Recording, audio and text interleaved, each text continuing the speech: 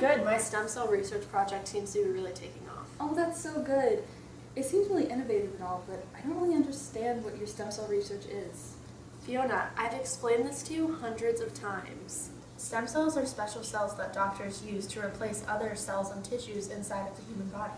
Oh yeah, but how are they used for medical purposes?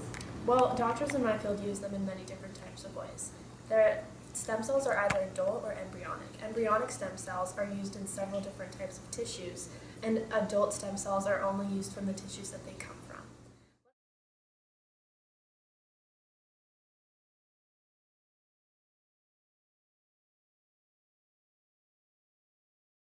What's interesting is embryonic stem cells stay non-differentiate. They do not differentiate indefinitely. So you could have them going through cell replication but still not become differentiated for many, many generations. With adult stem cells, rarely does that happen. Generally speaking, very early within the cell cycle, they will become differentiated and become a specialized cell. Interesting though, new research is showing that there are some adult stem cells that do not differentiate as quickly as we believed, which does provide hope and promise for the future. While stem cell research is very interesting, doesn't it seem a bit unnatural to you? It seems like doctors playing God. But this is the future. This is innovation.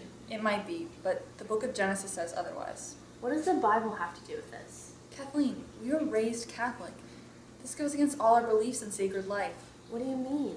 Well, the book of Genesis says, Then God said, I give you every seed-bearing plant on the face of the whole earth, and every tree that has fruit with seed in it. They will be yours for food. And to all the beasts of the earth, and all the birds in the sky, and all the creatures that move along the ground, everything that has the breath of life in it, I give every green plant for food.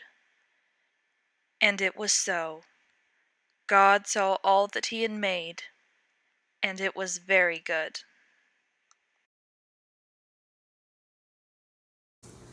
see, God made all life beautiful and sacred. He doesn't want us to play God and abuse his creations. If we use embryonic stem cells to create life, we are on the verge of mimicking the unfathomable power of God. But Fiona, this process is completely scientific. My research is an incredible benefit to those in need and those who has system failure.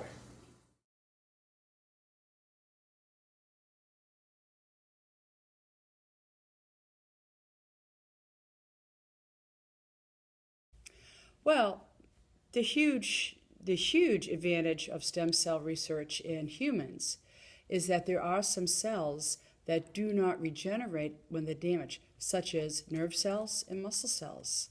So when you have a brain injury or a spinal cord injury, those cells can never repair themselves, hence that damage is permanent.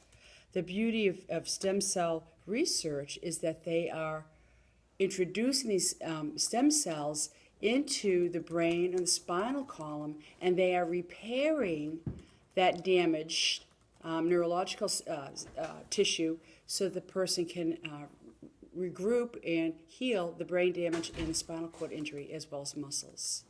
Although I respect your argument, I don't think you understand the ethical implications of embryonic stem cell use. I don't think you understand the amount of lives that stem cell research can save.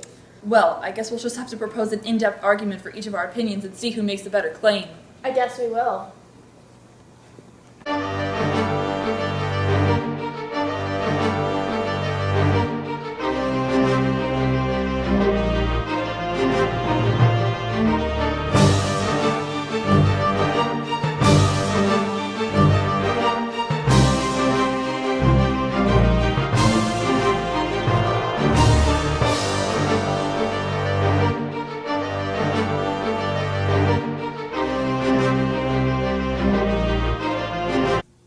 I would like to welcome you all to the case Fornes versus Gain in an argument for the ethicality of embryonic stem cell technology.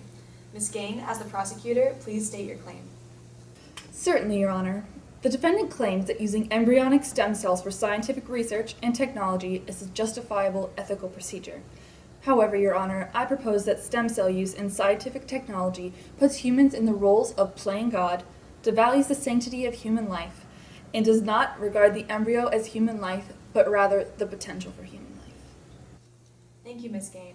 Now, Dr. Fornes, as the defendant, please state your claim. Your Honor, the prosecutor claims that the utilization of embryonic stem cells in scientific technology is an unethical practice, when in actuality, the use of stem cells is an innovative process which will provide life for many and does not tamper with human life, as the embryo is not living but has potential for life. Thank you, Dr. Fornes. Now, Ms. Gain, please present your first argument. Yes, Your Honor. The utilization of human embryos in stem cell advancements mimics role-playing God himself. The human manufacturing of other humans, or parts of other humans, by means of embryonic stem cells is one step closer to putting ourselves as a human race higher than God, when in actuality, God is the greatest being in, as well as the creator of, the universe. Once we try to one-up God, we are breaking not only all laws of the Catholic Church, but also the first commandment. I am the Lord your God. You shall not have strange gods before me. Therefore, all stem cell technology is unethical, as it promotes the human race over the supreme force of the universe, God himself. Thank you. Very well. Dr. Fornes, please present your counter-argument. Your Honor and members of the jury, stem cell research does not negate the role of God as the center of all life, but is rather a purely scientific and human process which involves strictly the work of human hands. Embryonic stem cell use is a scientific advancement which could assist and end the suffering of many people struggling with disease and organ failure. Here is the evidence of the long history of stem cells. After 5 years of trials in 1968, scientist Robert A. Good performed the first successful bone marrow transplant on a little boy, who managed to live into a healthy adulthood. Later, in 1989, the first knockout mice, which were created from embryos to not contain certain genes. This work contributed greatly to understanding human disease. Scientists are working on a wide range of stem cell-based therapies. There are tissue particles to aid burn victims. We have developed islet cells that produce insulin for diabetes patients.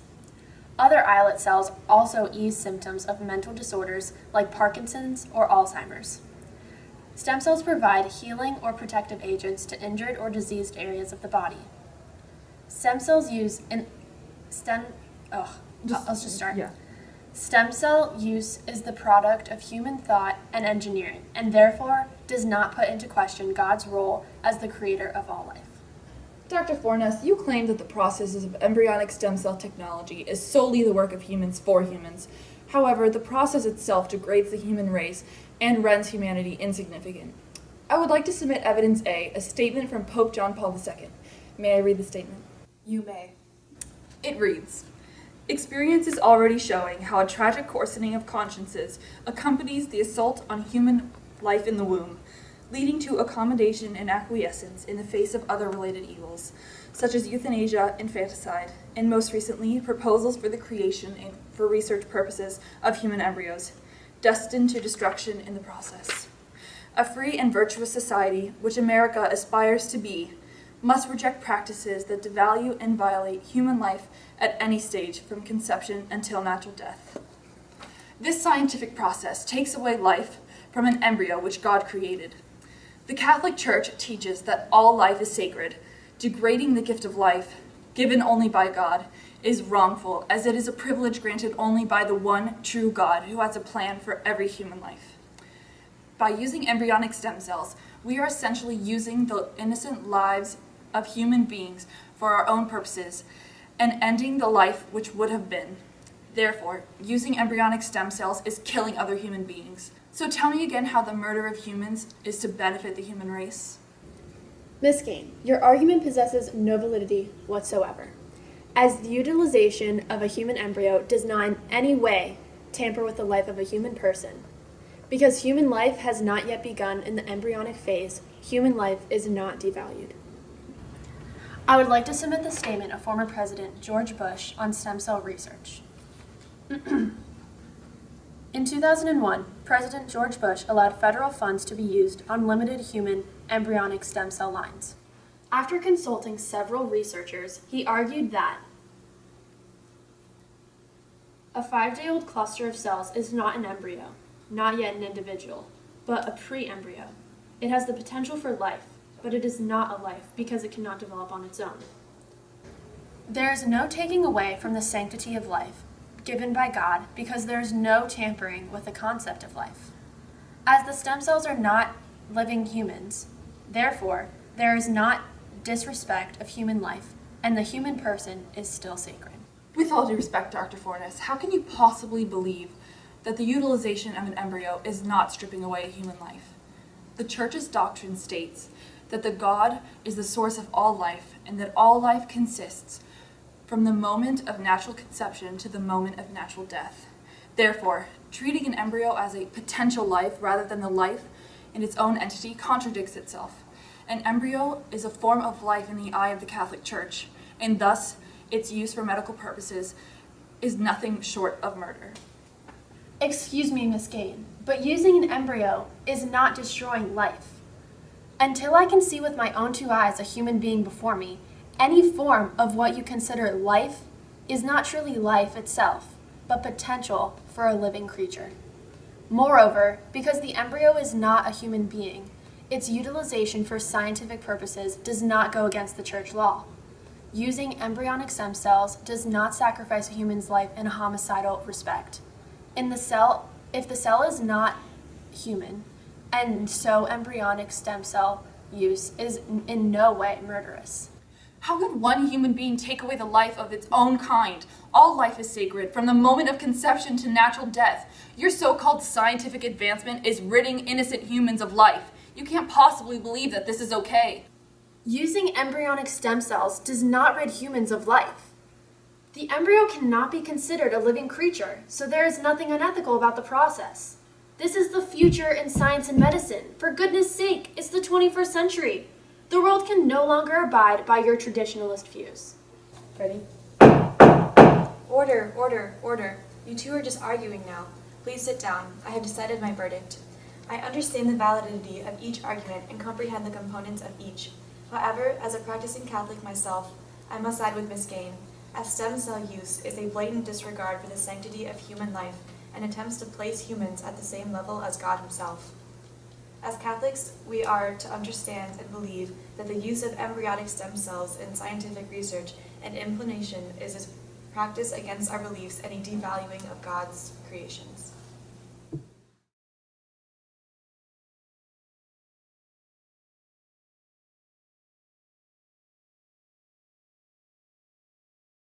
Okay, what you have to realize, excuse me, is that when we talk about embryonic stem cells, they are taking these cells from developing embryos, hence that child will die. Clearly that is against the auspices of the Catholic Church because it terminates life. I did a little bit of reading yesterday, and the National Institute of Health does state that as of today, they only take those stem cells from embryos that were developed for in vitro fertilization, and that is where basically an egg and sperm are united in a petri dish in a laboratory and allowed to develop, and then they implant them into a woman. That also is against the practice of the Catholic Church. But what happens is a lot of people have these embryos, and they have their 2 children or whatever, and they have all these extra embryos. I've read, even just yesterday, there were like 60 to 600,000 frozen embryos that are just sitting there that will be disposed of. So that's what scientists use with permission of the parents. Okay. There you go.